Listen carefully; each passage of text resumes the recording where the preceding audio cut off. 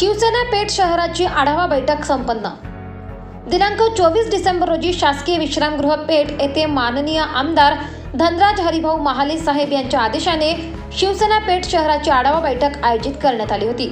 सदर पेठ तालुका व पेठ नगरपंचायत अंतर्गत येणाऱ्या अडीअडचणी सुविधा रोजगार उपलब्ध करून देण्यासाठी पेठ तालुक्यामध्ये MIDC उपलब्ध होणे गरजेचे आहे। तसेच पेठ तालुक्यात मोठमोठाले धरण बांधणे गरजेचे आहे। तसेच पाण्याची साधने मोठ्या प्रमाणात उपलब्ध करणे जेणेकरून शेतकऱ्यांना बारमाही पाणी उपलब्ध होईल आणि तरुणांना तालुक्यात मोठ्या प्रमाणात रोजगार निर्मिती होईल। तसेच रस्ते, वीज, आरोग्य, शिक्षण या विषयावर चर्चा करण्यात आल्या।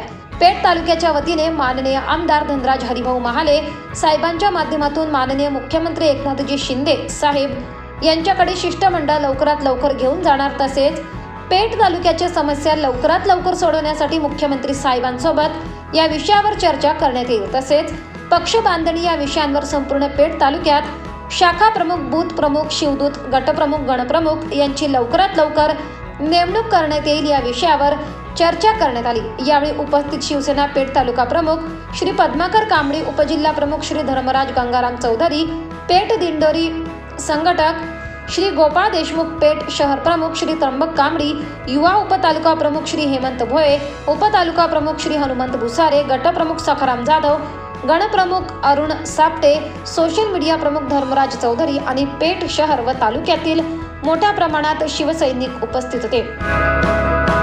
आज आपण पेठ शहराची शिवसेना पक्षाची बैठक एक छोटेखाने आयोजित केली की पेठ शहरातल्या ज्या काय अडीअडचणी, समस्या याच्याविषयी आपण आज विचार मंथन 17 वार्डचे 17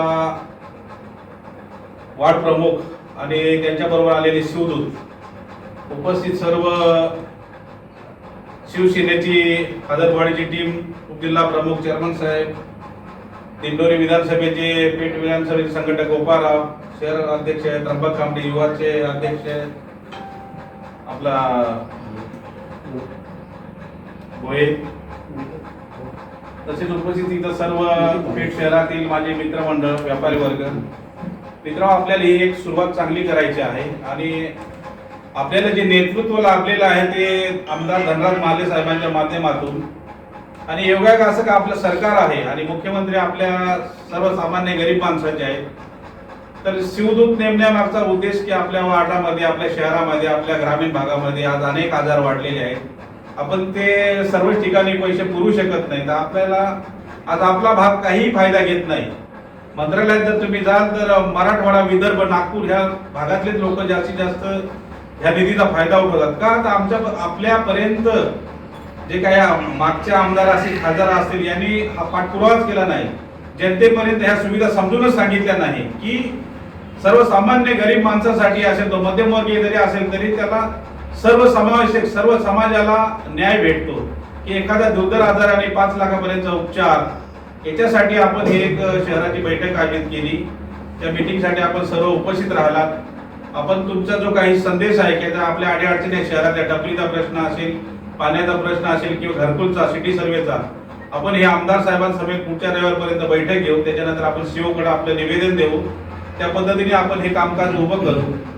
याच्यासाठी तुम्ही शहरातून चांगल्या पद्धतीने सहकार्य करा। आता आपल्याला शहरातली शहर प्रमुखाची नेमणूक झालेली आहे, परंतु आता एक युवाचा शहर प्रमुख, 2 उप शहर प्रमुख, असं सर्व समाजाला एकत्र घेऊन आपल्याला हे काम करायचं आहे आणि सर्वांसाठी काम उभं करायचं आहे।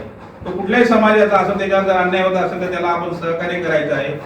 नगरपंचायतचे जर समजा सीओ किंवा कुणी नगरसेवक धमकावत असेल, एक छोटा मोठा हातावर व्यवसाय करणारा आपला माणूस आहे, त्याला आपल्याला सहकार्य करायचं आहे। आपण एक शिवसेना पक्षाच्या माध्यमातून इथं युनियन उभी करणार आहे, एक वार्ताफलक राहणार आहे आणि एक कामगार जी युनियन करू त्याचा पण एक बोर्ड राहील आणि एक शहराचा पण वार्ताफलक बोर्ड राहील की जेणेकरून प्रत्येक सूचना तिथं लावली जाईल, आपल्याला सर्वांना न्याय देण्यात येईल। अशा पद्धतीने आपण हे कामाची शहराची रचना करू आणि तुमचे जे काही अडीअडचणी आहेत, ज्या काही प्रश्न आहेत ते आपण पुढच्या रविवारपर्यंत आमदार साहेबांसोबत चर्चा करून एक शिष्टमंडळ आपण गृहनिर्माण खात्यापर्यंत आपण जाऊ की जे नगररचना विभाग हे माननीय मुख्यमंत्री एकनाथजी शिंदे साहेब यांच्याकडेच आहे। इथं आपल्या पेठ शहरातील सर्व समाजातील लोक जे घरकुलपासून वंचित आहेत यांचा आपण परत सर्वे करायला लावू। तशा पद्धतीने आपण एक याद्या करू, अशा पद्धतीने आपण कामाचं स्वरूप उभं करू। पुढच्या आठवड्यापर्यंत आम्हाला तुम्ही शहराची पूर्ण रचना क्लिअर कट करून द्या. त्याच्यानंतर आपण कार्यकर्त्यांना जाहीर करू आणि त्यांना नियुक्तीपत्र देऊन एक शहरातलं आगळं व्यवस्थित हे करू. आणि 4 तारखेला माजी आमदार धनराज हरिभाऊ महाले साहेब यांचा वाढदिवस आहे. तो आपल्याला एक चांगल्या पद्धतीने वाढदिवस साजरा करायचा आहे. तर माझी एक विनंती आहे शहरातील सर्व प्रमुखांना की आपल्या आपल्या वार्डातून तुम्ही 5-5, 10-10 फोटो जमा करा. 17 वार्ड आहेत. 17 वार्ड मध्ये जरी फोटो लागले तरी एकदम आनंदाची गोष्ट. आम्ही सर्व साहित्य पुरवायला तयार आहे. तुम्हाला बॅनर सगळं आहे बॅनर करू, तुम्ही फक्त फोटो द्यायचे आहेत. 17 नंबरचा वार्ड समजा त्र्यंबक कांबडीचा आहे तर तुम्ही तुमच्या पद्धतीने तिथले फोटो घ्या.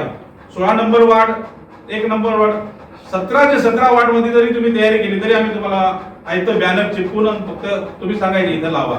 अशा पद्धतीने आपले नियोजन आहे. 24 लाईव्ह महाराष्ट्र न्यूजसाठी धर्मराज चौधरी, पेठ.